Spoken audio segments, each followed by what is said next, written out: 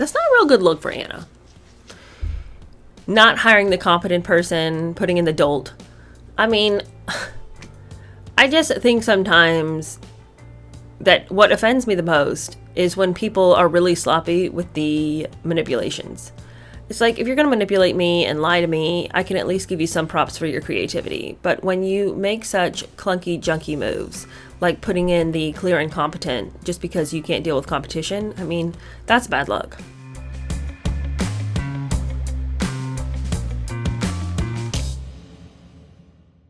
Hello, how are you? Welcome to my channel. My name is True Denise. We're going to keep going in front row. This is the book about Anna Wintour by Jerry Oppenheimer. And in today's episode, we're going to start with a chapter entitled The Assistant. Now, you'll recall Lori Schechter.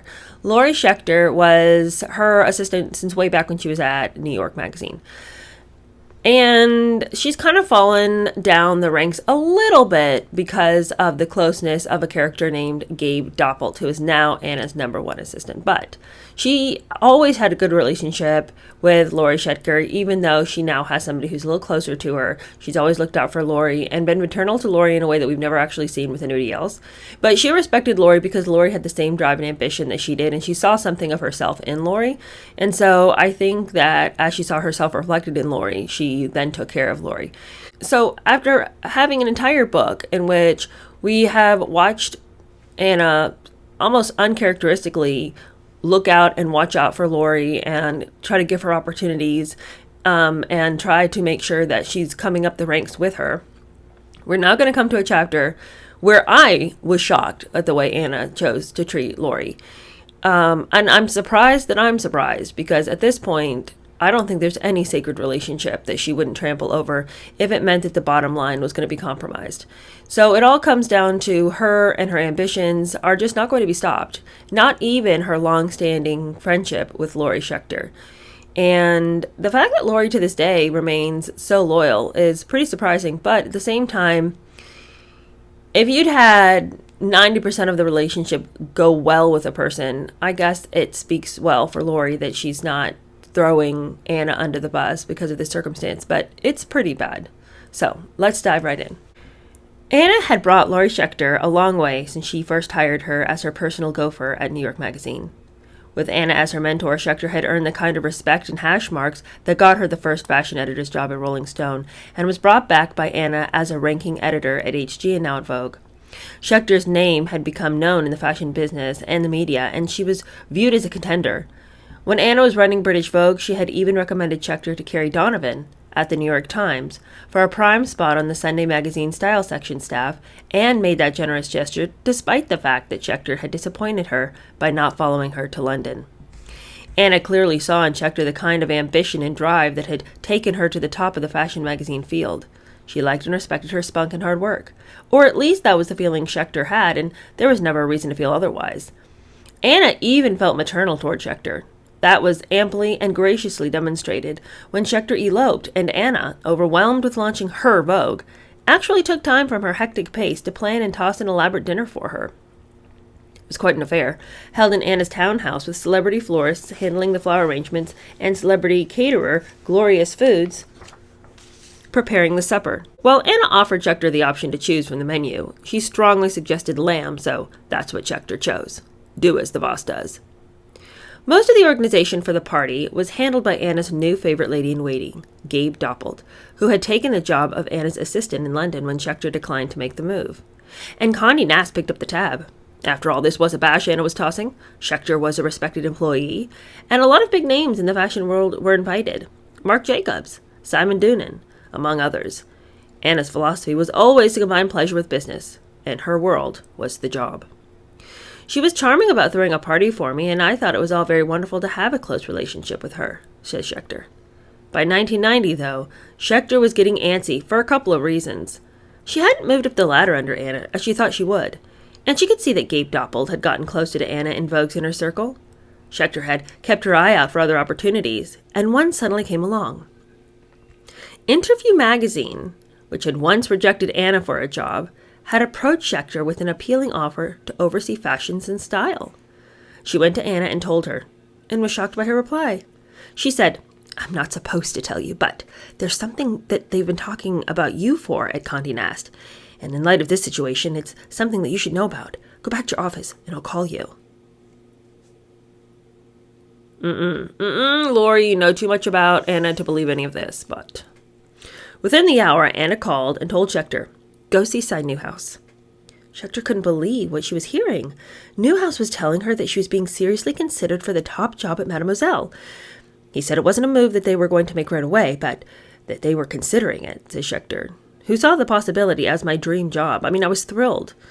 The only hitch was that the editor, Amy Gross Cooper, was married to GQ editor Art Cooper, and they had a complex clause in their Condé Nast contracts that if one was fired, both would have to receive severance. It was a sticky deal, and they were still kind of muddling through the idea, says Schechter. Art Cooper made a fuss, but in the meantime, Mr. Newhouse told Anna that he wanted her to train me for the job. The training, for the most part, involved following Anna in and out of meetings and watching her operate, though Anna wasn't big on editorial meetings and was usually in and out in minutes, as opposed to the hours Grace Marabella was said to have labored over decisions. Anna got bored quickly and left it to her subordinates, for the most part, to handle the details. Anna also strongly urged Schechter to put together a detailed plan for what she'd do with Mademoiselle, once described by the snarky New York Observer as the Jan Brady of Condé Nast, when and if she took it over. If I were you, Schechter recalls Anna saying, I would write one. Schechter got to it immediately. She gave a copy to Anna and one to Newhouse. But the reaction in the executive suite was not positive. They weren't ready for a rehaul, Schechter says. After a few months, having watched the interview job grow wings and fly away, a great career opportunity lost by heeding Anna's advice, Schechter was told that the editorship of Mademoiselle was on hold indefinitely. By shrewdly holding out the carrot of a major editor-in-chief's job, Anna, Newhouse, and Lieberman had kept the talented Schechter from going to the competition. I would just be outraged. The unfairness of it. And the thing is that, what are you supposed to do under the counsel of, hey, we are trying to organize for you to have your dream job? So, what are you supposed to do? You think of these people as your friend. She thought of Anna as her friend. Would you really think that your friend would screw you over like that? I wouldn't. Even if I'd seen her do it to all these other people, I'd also watched her take care of me in a way she hadn't taken care of other people. So I would be inclined to believe we had a special relationship in which she wouldn't manipulate me the way she'd manipulated other people. I would just be beside myself with indignation that anyone could do this to me, but also really angry at myself thinking, gosh, I knew she was like this. I'd seen this before. Her lying to people to keep them where they're at so they don't go to the competition. She was such a jealous person that I'm sure Lori knew in the back of her head that this could fall out from underneath her, but, she had high hopes. When I found out the clause between the two married people, where if one goes, the other person is supposed to be paid severance, I would have known they would never arrange it for me to be in the top spot at Mademoiselle. That's a crazy clause. I don't know how they're going to get around it. And I would have just known then. They're just lying to me. But who knows? Maybe I would have stuck around too, hoping against hope that these people weren't going to screw me over. But she's working with vipers and villains. So I suppose this is the only way it could have gone. Well, they're not done jerking her around. The book says now they had another so-called opportunity for her. They said she was needed to help launch a new beauty magazine called Allure. The prototype, she says, was a disaster, and they had to throw it in the garbage. They needed me to come from Vogue to get it off the ground, format the whole thing, and put it in order. The problem was that Allure had an editor-in-chief, 32-year-old Linda Wells, who did not take kindly to what she viewed as Schechter's interference, coming over with the title of creative director, the same one Anna had when she first wreaked havoc at Vogue under Grace Marabella. At the same time, Schechter thought Wells was a lightweight who didn't have her kind of magazine experience. Wells did have journalistic cachet, though. She'd been the food and beauty editor at the New York Times Magazine for 5 years. Schechter, though, felt that Wells got the job through family connections. But I was encouraged to go to Allure by Alex Lieberman, and I had a message that Mr. Newhouse strongly urged me to take the position. I was sort of between a rock and a hard place because I had to go to Allure whether I wanted to or not. It would have been career suicide to tell them to go jump in the lake. The petite Jewish Schechter and the taller blonde and waspy Wells, both of whom had worked at Vogue at the same time as assistants, were like oil and water, like Wintour and Marabella. They didn't mix. Anna could have stepped in to help Schechter. She certainly wielded enough influence with Newhouse and Lieberman. But to Schechter's surprise and dismay, Anna quietly removed herself from participation in the matter. Years later, Schechter looks back on that time and observes, maybe she didn't want to go up against them. Anna is the kind of person who will give you the rope. If you're going to hang yourself, then that's what you're going to do. She's not going to necessarily help you either way. If Anna really didn't want me to go, she would have taken a stand, but she didn't because Cy and Alex wanted me there. Politically, Anna wouldn't have taken a stand against them. Was the very Machiavellian editor-in-chief out to get Schechter in some way? Maybe, Schechter says plaintively. She notes that Anna knew about her capabilities, and she said, if you're a potential threat to her, competition to her, she's not going to help you do a better job at competing with her. Anna's smart. I was a Vogue editor at Allure, and that's obviously a problem. That having a Vogue editor at another publication is going to be viewed by her as a possible threat. When I was fashion editor at Rolling Stone, I wasn't a threat to what she was doing, as I was when I was at Allure. Not to say that Anna didn't want me to do well, but I knew that to some extent I would appear as a threat to her. Well, Allure was mainly a beauty magazine. It did get involved with fashion, an arena that competed head-on with Vogue. And Schechter believes that concerned Anna because she would have started getting good word of mouth because of my influence and my story ideas. Although Anna knew of the problems that existed between Schechter and Wells, she didn't intercede or try to help Schechter. In fact, Schechter believes that Anna was more helpful to Wells. While all this was going on, Newhouse had decided for a number of reasons, ranging from the economic climate to the resources required to get Allure launched, that this wasn't the best time to change editors at Mademoiselle after all, so that possibly became a dead issue for Schechter. She began to feel that she was in the middle of a horrific nightmare that wouldn't end. It was kind of a no-win situation at Allure, she states. As creative director, she was supposed to work on all aspects of Allure. With Linda, what happened was she wouldn't let me do anything, basically. It was the same situation Anna had faced as creative director under Marabella. Schechter stayed at Allure for about 6 months during the late fall and winter of 1990 and then resigned in the spring of 1991. About 18 months after Schechter left Condé Nast, her rival, 32-year-old Gabe Doppold, with Anna's full support, was named editor-in-chief of the 1.5 million circulation Mademoiselle, the job Schechter originally had been promised.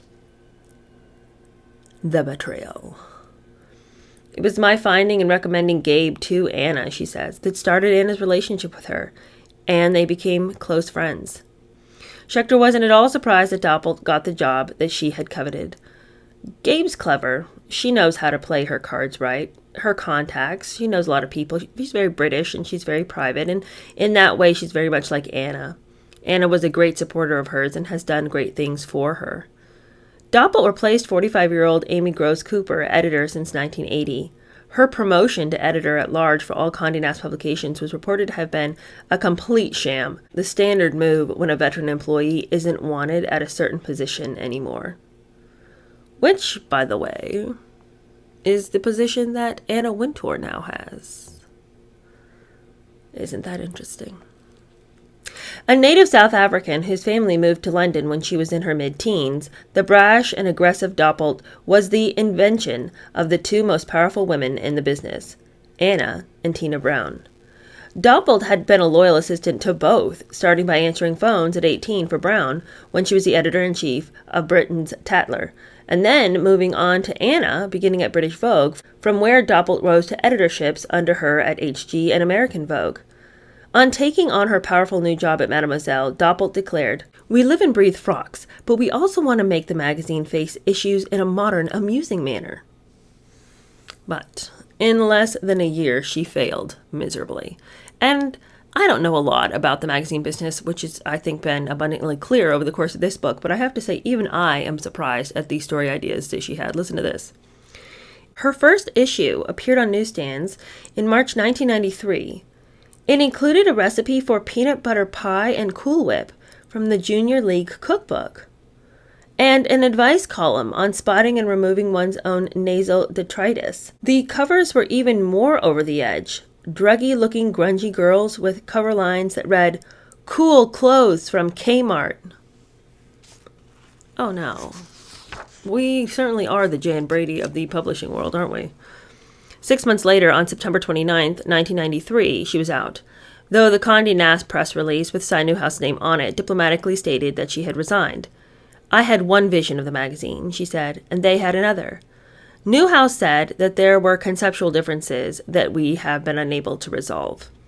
But see, this makes the blow even that much greater for Lori, because remember, she had come up with a really detailed plan about what she wanted to do with the magazine, and it had been pretty much an overhaul of what Mademoiselle had been, but they were like, absolutely not. But then they employed this Gabe Doppold, who everyone says was kind of mean, just like Anna, and she comes in there, and like her big plans are peanut butter pie with Cool Whip and cool clothes at Kmart. I mean, what? If Anna feared possible competition from Schechter, whose ideas were mainstream and commercial, she had little fear from Doppold, whose ideas were off the wall. And that's most likely why she backed Doppold for the Mademoiselle job. Truer words never spoken. A day after Doppold cleaned out her desk, Elizabeth Crowe, a 47-year-old magazine and publishing veteran, was named as the new editor. Just as Newhouse wanted Vogue to be more like Elle, he mandated that Crowe give Mademoiselle an allure feel. It went through a few more iterations, but was finally laid to rest by Cy Newhouse on October 1st, 2001. At the time of its demise, it was being edited by another Brit, Mandy Norwood. Looking back more than a decade later, now running her own successful fashion styling business, Schechter says, "I don't know if Anna betrayed me, but a couple of my stories that I had in my proposal for Mademoiselle turned up in Vogue. Anna's a good editor, and a good editor is good at appropriating. She's a very competitive person, and I don't think she would be where she is today without being very aware of what her competition is doing and who her possible competition might be." That's not a real good look for Anna. Not hiring the competent person, putting in the dolt. I mean, I just think sometimes that what offends me the most is when people are really sloppy with the manipulations. It's like, if you're going to manipulate me and lie to me, I can at least give you some props for your creativity. But when you make such clunky, junky moves, like putting in the clear incompetent just because you can't deal with competition, I mean, that's bad luck. Let's continue. This chapter is entitled Fashion Battlefield. In the summer of 1991, a monster rumor began sweeping the fashion world.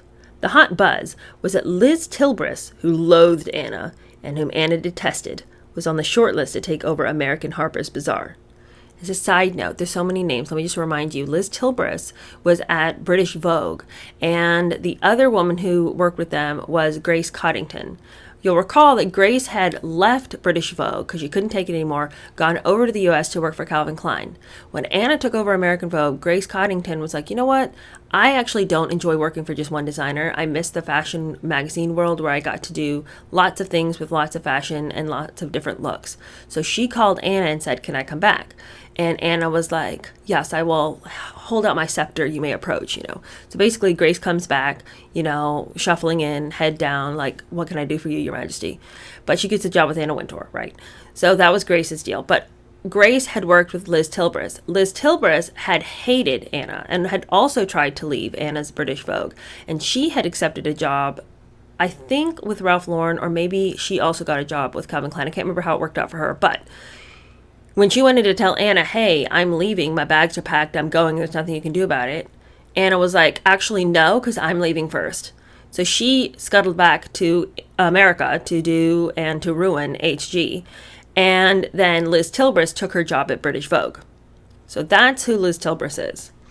Back to the story, this situation of her coming to the shores of America to run Harper's Bazaar is real bad news for Anna, because as we just finished, she can't handle competition and would rather place people at the helm of magazines and let that magazine be run into the ground before she's willing to meet equal competition for her own skills. So this Liz Tilbris situation, real bad news for her. Now, the book says that this new appointment would mean all-out war between the two, the fashion magazine equivalent of Operation Desert Storm, which had been launched at the beginning of the year in the Persian Gulf. If the rumor came to pass, Anna and Tilbris would be the opposing generals on the fashion battlefield. Bazaar, the first magazine to hire Anna when she arrived in New York, and the first one to fire her, had fallen far behind Vogue and Elle in popularity over the years. The editor who was said to have canned Anna, Anthony Mazzallo, was still in charge. The talk was that the wife of the head of the Hearst magazine empire was pushing for his replacement, and that Tilbris seemed to be the best candidate. Hearst wanted to get Bazaar back in the game and take on Vogue. There was always an intense rivalry with Condé Nast, with each using every opportunity to steal talented personnel. Now Hearst felt that with Tilbury in charge of Bazaar, it might have a shot at playing catch-up with Vogue. Tilbury would be Bazaar's Anna Wintour. The chatter about Hearst's plans for Tilbury and Bazaar had gotten so intense, bouncing back and forth across the Atlantic, that Cy Newhouse's cousin Jonathan Newhouse, who ran Condé Nast's European operations, demanded a meeting with her. Over poached eggs and coffee at Claridge's, he noted generously that she was due for a raise. He warned her that she'd hate living in New York, and added an ultimatum. If she took the job, she would never work for Condé Nast again. But Tilbury had a number of trusted cheerleaders telling her to go for it when it was offered. Among them, surprisingly, was Anna's own fashion director and top lieutenant at Vogue, and Tilbury's close friend Grace Coddington. "Get your ass over here," Tilbury was told by Coddington, who didn't seem to have problems with the two of them being friendly competitors. But Anna certainly would. Coddington even helped Tilbury come up with alibis in case she was spotted in New York, holding top-secret meetings with Hearst brass. Say she was on an anniversary trip or shopping. Coddington and Tilbury even had discussions about possibly joining forces again, becoming a team like they were in London when Anna came over and forced Coddington out. But they decided against it because Coddington had always been Tilbury's superior and probably would have trouble working under her. Moreover, Coddington was now happy working with Anna. "We trusted our ancient friendship enough to figure out a comfortable compromise between our usual want to dish and more sensible policy of don't ask, don't tell," Tilbury said. Top fashion photographers like Patrick de Marchelier, who would make any woman look stunning, told Tilbury that Bazaar had a great opportunity for her, and he would work for her if she was able to hire the controversial French art director Fabien Baron, who had been at Italian Vogue. Tilbury was building a highly respected staff, and she hadn't even gotten the offer yet, but she was taking the advice of her friends and colleagues seriously. Since Anna left 4 years earlier, things had gotten worse at British Vogue. There had been management shifts at Condé Nast in London that did not sit well with Tilbury. And just like the stiff competition Anna's Vogue was getting from Elle, Tilbury's Vogue was fighting what appeared to be a losing battle for the hearts and minds of its readers with what she saw as the slightly pornographic 5-year-old British upstart Marie Claire. It was now outselling Vogue by more than 10% with its mix of sexy articles and models. During the Paris collections in October 1991, the 44-year-old Tilbury met for the first time with the president of Hearst magazines, and the two hit it off. After subsequent meetings, she wrote a detailed series of demands: full editorial control, the best photographers, big editorial and promotional budgets. She also wanted to fire existing people and hire her own staff because she knew from watching Anna take over British Vogue how difficult it was to inherit a calcitrant, embittered staff. In short, if she were to take the job, Tilbury wanted carte blanche. She then had a sit-down in New York with Cy Newhouse. The meeting did not go well. She voiced some of her unhappiness with the way things were going in London, and he hardly responded. Later, Tilbury noted, "If I hadn't had another job offer in the background, I would have left his office feeling thoroughly dejected. Had she got a better response from him, she might have stayed." Tilbury wasted no more time and cut a deal with Hearst. Tony Mazzallo had already resigned, but agreed to stay on to edit a 125th anniversary issue of the magazine. On January 6, 1992, she was named editor-in-chief of Harper's Bazaar, putting Brits at the helm of the most venerable fashion magazines in the United States. Anna's only immediate public response was not one of congratulations. To the New York Times, she said merely, "The more British editors, the better." Spy magazine, New York's equivalent of the Private Eye in London, was prompted to publish a humorous piece called The New British Invasion, How American Publishing Has Been Taken Over by People with Charming Accents and Bad Teeth. An illustration by Al Hirschfield showed a Beatles-style group called the Brits, with Anna and the New Yorkers Tina Brown on guitars and Liz Tilbury on drums. They were just several of dozens of British writers and editors, women and men, who had come to the United States, many working for Condé Nast. In a similar piece in the New York Times, Edwin Diamond, media critic for New York Magazine, surveyed the phenomenon of fashion editors from the UK invading America.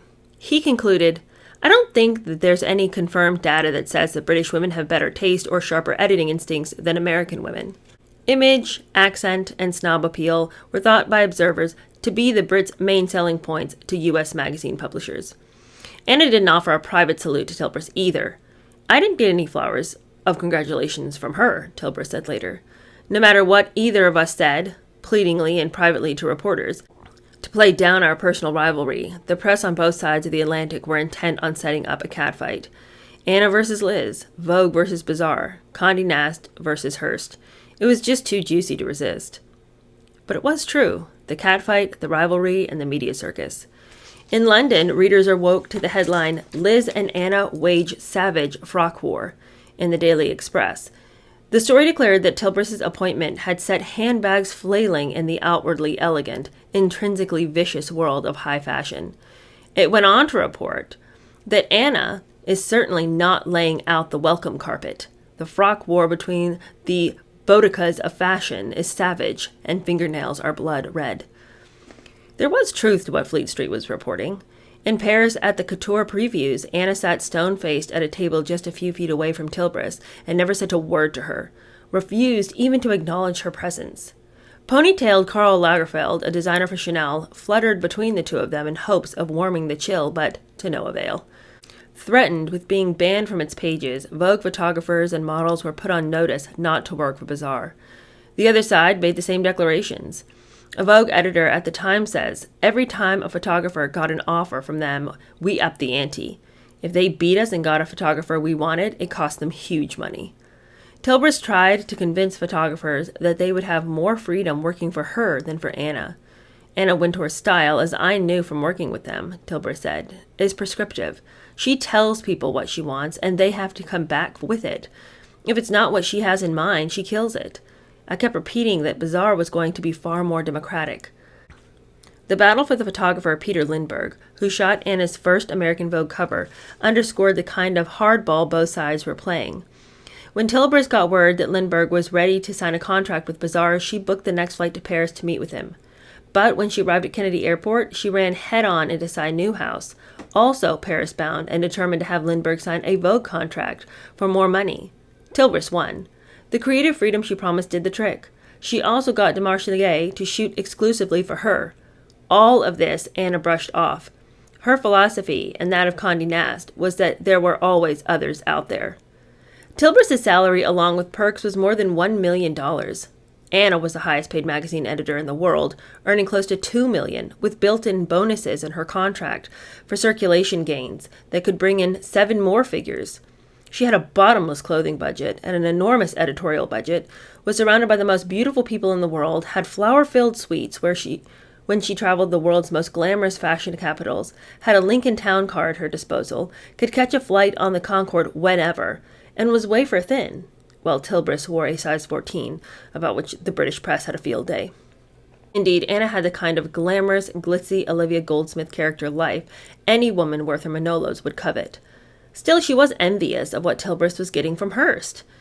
In New York, a key Vogue editor under Anna at the time says, she was fuming. She had no respect for Liz's work, thought that she was still way behind the times, and couldn't believe she'd worked such an incredible deal for herself.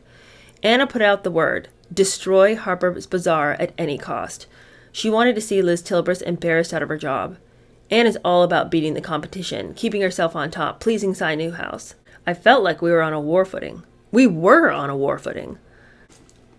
What a pathetic life. I say to you again, what a pathetic life. How in the world, when you have all the perks that were just listed, are you going to look over there and be like, wait a second, but why is she getting stuff too? Wait, what? Wait, like they're paying her like $1 million to do her job? I mean, I know I get paid $2 million, but like also, is she getting perks and stuff? I mean, I know I have a bottomless budget and a town car and I can get on a flight and fly across the Atlantic in like 3 hours.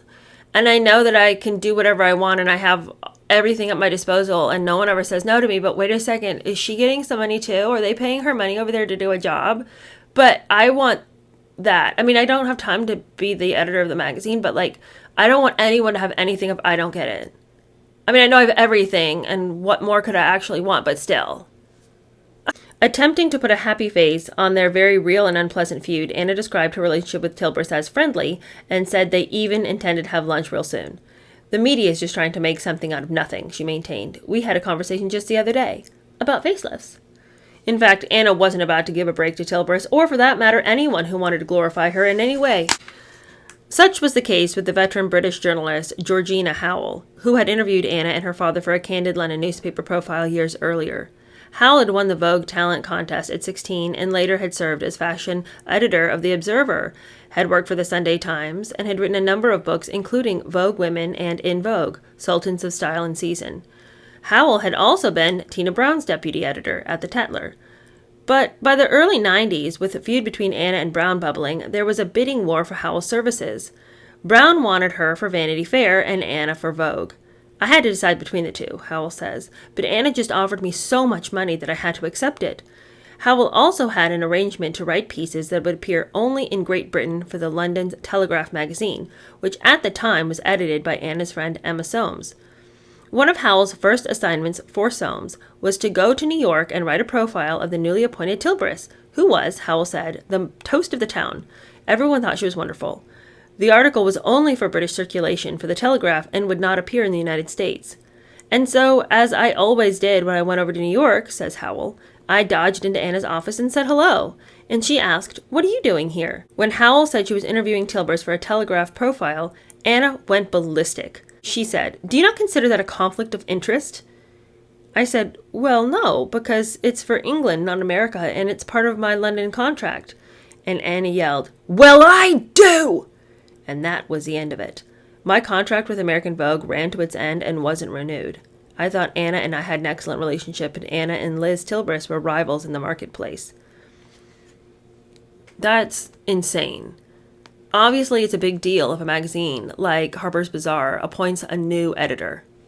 So why in the world would Anna feel like it was some kind of crazy out to lunch, off the wall thing for a journalist like Howell to be asked to interview this new editor-in-chief at a major magazine? Like, how could you be so petty that you'd be like, oh, well, I'm just going to cut you out as my friend because you had to go do your job? What a dumb thing for Anna to get so mad. You know, if she'd really been on top of her game as far as a manipulator, the thing to have done there, and I'm not condoning it, would have been to get her journalist friend, who had to interview Tilbrys anyway, to write a piece that didn't really highlight Tilbrys, that maybe wasn't very flattering. And in that way, get Tilbrys that way. I don't condone it. I'm just saying, why would you pitch a fit? If your main objective, since you obviously don't have enough to do at work, is to take down the competition, then use your journalist friend over here, and all your manipulative powers to get her to write the story you want to go out about Liz Tilbrys. I mean, she really... Why would you just have a fit? That's not clever. Looking back years later, Howell says she was sorry to lose the money and sorry to have offended Anna. But as I reflected, and I've gone on reflecting over the years, I think perhaps Anna could have been bigger about it. But she does tend to demand total loyalty in a way that I reserve for private relations, not for business. I didn't see it in my mind as being disloyal to Anna. It never occurred to me that it would be a problem for her. Liz Tilbrys was a good friend of mine. She was a good friend of Emma Soames, who was a great friend with Anna. And they were in constant touch, and I did think that Emma wouldn't have asked me to do it if she had seen it as a problem with Anna. Now I've concluded I never really had a personal relationship with Anna. I was surprised it turned out that way. Well, I think you could have had a real relationship with Anna and she still would have stabbed you in the side. The big question facing the magazine industry, still in a recession and with advertising revenue nosediving and newsstand sales pale, was whether Vogue, Elle, Harper's Bazaar, and the newly minted Marabella would be supported in such lean times. In 1991, for instance, ad pages had declined as much as 26% for Bazaar and almost 15% for Vogue compared with a year earlier. But Anna's Vogue still received all of the kudos. One head of a major media buying and planning service described Vogue as the gold standard of fashion for intelligent modern women. Elle doesn't have the substance of Vogue and is more for the superficial external woman. I like Marabella, which skews a tiny bit older. It's a good threesome, and it's possible to look at Harper's Bazaar and say, who needs it? And that's precisely why Tilbrys was brought in to do battle. With Liz there, it will be stronger, Anna conceded. I think she will do a good job, but I'm not going to edit this magazine any differently because she is over there. We know we have an impact if we have strong features and a point of view. Do women still want fashion? Of course they want fashion. They'll always want fashion. Even with the new competition, the horrible recession, and staying on top of her game, Anna was deeply involved in putting together the 100th anniversary celebration of Vogue in April 1992. To honor the occasion, a huge black tie bash was held in the vaulted lobby of the New York Public Library, along with a century retrospective of Vogue photographers chosen by Anna and Alex Lieberman. The anniversary party, Anna oversaw the guest list, was like the Academy Awards and the Emmys and every contemporary Paris, Milan, London, and New York fashion show all wrapped into one big glittery ball. Movie stars, socialites, supermodels, titans of industry, media moguls, the world's top designers were there, plus all the A-list fashion photographers. The designers and the photographers were fantasy makers, and fantasy was what the fashion industry was all about. And Vogue transmitted the message to the masses. All the beautiful fashionistas ate, drank, and danced to Tito Puente and CNC Music Factory. Anna was in her element, the queen of the ball, dressed in an elegant, long cream Geoffrey Bean beaded dress. We wanted to turn the music up really loud so all the old people would leave, including me, she joked. Only because her longtime friend, the New York Times street fashion photographer Bill Cunningham, who had been shooting Anna since the early 70s, asked her to, she posed with one of her guests, Liz Tilbris, who was wearing a Chanel dinner suit. Both also wore boilerplate smiles and played nice, offering no hint of the animosity that existed between them. But of course, everyone present knew otherwise. Still, despite the contempt in the air, it was one of New York's memorable parties. Meanwhile, a mile uptown, the average Joes of New York and tourists from the Midwest peered into the windows of Bloomingdale's flagship store on Lexington Avenue trying to figure out what was what. The show windows were lined with Anna clones. Many, many mannequins with bobs, sporting sunglasses, and perched on gold chairs with pencil-thin legs crossed as if they were in the front row at a fashion show. The dummies wore either Isaac Mizrah slip dresses or Chanel jackets with skin-tight white jeans, which had become Anna's latest look when not dressing for success. With all the pressures of the job, the battles and feuds and personality conflicts, Anna needed to get away from the Vogue hot seat. In the mid-90s, she kicked off her Manila slingbacks in favor of chic little flats, shed her Chanel for fashionable black slacks and tight tees, and took what became known as the vacation from hell. The location was a CM ranch situated in a bucolic secluded valley in Wyoming. The spread had been a long-time summer vacation spot for the American side of her family. Though charming, it was a funky, rustic, old dude ranch that featured events like square dancing and horseshoe tossing, and was one of the last places in the world that one would expect to find the queen of glam chilling. Anna's thing was urban luxury. Okay, prepare to hear one of the weirdest stories in the book, mostly because I can't figure out what Anna was doing there. Anna acts exactly the way you would expect her to act in this situation, but I'm really shocked as to why she went. If it had been her finally extending the hand of friendship to our American side of the family and being like, oh, are we having a get-together? I'll go too. That would make some sense, but she went without her family. This was not like her going to be at a family reunion against her will. This was her choosing to vacation at a place where anyone could have told her she would be out of place. The crazier thing still is, it's not like she went with herself and her 2 kids. She brings other people along who I can't imagine them doing well in this scenario either. So as you can imagine, this is going to be a fiasco for everybody involved in taking care of her at this place. But why did she go here? The book says that her party included the flamboyant Donatella Versace and her 2 children, Allegra, the 10-year-old heiress to the Versace fortune, and her brother, Daniel. Donatella's husband, former model Paul Beck, described in the press as his hunkiness, who was the head of the menswear operation at Versace. Donatella's handsome bodyguard, Albert Orlanghi, called a gorgeous stud by ranch help. Anna's husband, David Schaefer, with their 2 children, Bea and Charlie. Anna's stepson, Sam Schaefer, Manhattan restaurateur Brian McNally, who spent the week with a cell phone epoxied to his ear, shouting, "Buy this, sell that," and his chic wife, Anne McNally, a fashion editor at Vanity Fair, Gabe Doppelt, a nanny or 2, and a couple of other children. Why is this crew out in Wyoming on a dude ranch? In the weeks preceding Anna and her posse's arrival, all bills sent to Condé Nast, of course, there were daily calls from her harried assistant at Vogue to ranch bosses Lisa Peterson and Barbara Shoemaker. Peterson says that she tried to make Anna's assistant understand that the old CM was not a fancy spa, but a classic dude ranch with 1920s log cabins heated by wood stoves, with showers but no baths, with Indian rugs on wood plank floors, and down-home front porches. There were several fancier houses, but all but one had been booked far in advance. Anna graciously and shrewdly gave the vacant one to Versace, a major Vogue advertiser. Her assistant said, "Anna wants the real experience," recalls Peterson. I said, "Well, I hope this is going to work." I was definitely a little suspicious. Shoemaker says the assistant called every day. Anna wanted this, Anna wanted that. I told her to tell Anna to lighten up a little, and the assistant said, "Ain't it the truth? I can't think of a worse job in the entire world than what that poor girl had. I'll bet when deadlines came and things got tense, it's like handling explosives. Me? I'd kill her about the first week, and that'd take care of that." Peterson and Shoemaker were correct to have qualms. On arrival, by helicopter, Anna, wearing her sunglasses, which she never removed in public even at night, during the week-long stay, demanded an in-house hairdresser and an in-house masseuse to cater to her and her friends' needs, which the ranch couldn't supply. So Anna immediately chartered a plane to shuttle back and forth daily to the tony little town of Jackson for shopping, shampoos, comb-outs, and body rubs. She also had a chauffeur at her disposal to take her and her friends by limo to the stables, which were within walking distance, when one of them got a hankering to ride. Anna was one of the most difficult and demanding guests the ranch had ever seen. "We didn't forget that one real easy," notes Shoemaker.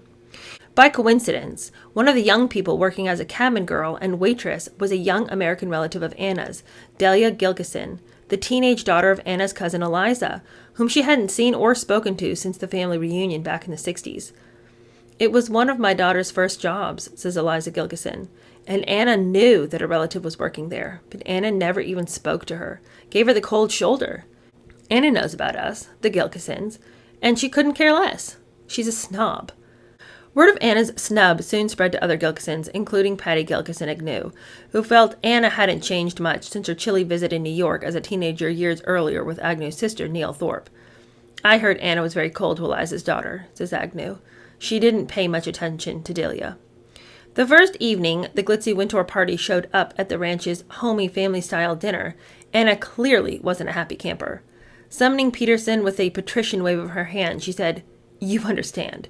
You're from New York. This is not acceptable. We need the other two houses." Peterson told her she was sorry, but the houses were already occupied. "Well, move them out," Anna snapped. Peterson was startled, said she would do no such thing, and advised Anna to sit back and observe and start to enjoy the place, or we can pack you up. That's your choice. That kind of snuffed her a little bit. I think she was stunned to find herself where she was. I guess she didn't read the brochure her assistant gave her. From that point on, Anna avoided the ranch as if it were an outlet mall. Almost daily, she had her driver whisk her to the one-horse airport 10 minutes away, where she boarded her chartered plane for the half-hour hop to Jackson, where she spent the day. When she was at the ranch, she acted like a spoiled child who couldn't get her way and was having a 24/7 hissy fit. She didn't speak to anyone, recalls Shoemaker. She was totally antisocial, totally disagreeable, didn't blend in with the other guests at all, intentionally. She went riding once, maybe twice, no more, and always rode way behind everybody. She just wouldn't socialize or do anything that was friendly. Versace, accompanied by her bodyguard, strolled up and down in front of the dining room and office where the other guests could see her, wearing low-slung, skin-tight black spandex shorts that, according to bug-eyed eyewitnesses, just barely covered the essentials, and was always puffing a cigarette. At home, she moisturizes her toes with $150 a bottle creme de la mer, and rarely goes out without being draped in jewelry worth a small fortune. So the CM was a big-time culture shock, as much for her as it was for Anna. Everybody staying at the ranch was very aware of Wintour's iciness, maintains Shoemaker. They laughed about it all week. Anybody sitting in the dining room at night wearing sunglasses is something of a novelty, says Peterson. Well, that's where we end our reading today. What a weird scenario. Here's the thing that's interesting. As soon as Anna gets out of her weird little fashion world, nobody cares about her little hissy fits. And you can see she had no control at that place because people wouldn't give her control. And that's the thing that's so shocking to me. All these people in the fashion world, all these elites, all these glitzy, important people are over there letting Satan run their life, Satan in a bob and sunglasses. because they continue to hand their power over to her, like, okay, yes, ma'am. And it's like, but why? These people at the ranch just said, no, we're not going to kick the people who already are in those houses out to let you in them. But if she had requested something similar in New York, everyone would have bent over backwards to give her what she wanted. And I think the thing that on the one hand is encouraging is, okay, so out here in the rest of the world where we all have our heads screwed on correctly, you can't come in and be an Anna Wintour. Like, you know, us lowly people in the flyover states are just not going to let our power be taken from us because you come in with a fancy dress from a label we can't pronounce. Like, that means next to nothing to us, you know? So you actually don't just get to, and I think what's interesting is, like, the elite want to act like the Mr. Nobody in the middle of the flyover states, you know, what a sad little pathetic soul he is. Actually, no, because there's people there who could just stand up to Anna like it was nothing. Yet there's people in New York who are letting their lives be ruined because she comes over steamrolling them and acting like they owe her something when they don't. Who's more powerful? The guy who's like, what's your problem? Or the guy who's like, oh my gosh, Anna Wintour told me to just go out and pave the sidewalk with my uncoagulated blood. And then they go and they do her bidding. Which person seems like they're more free? Which person seems like they have more power? You know? All right, well, that's the end of our reading. I will see you guys again tomorrow. And then, of course, for the Friday News Roundup. All right, see you soon. Bye.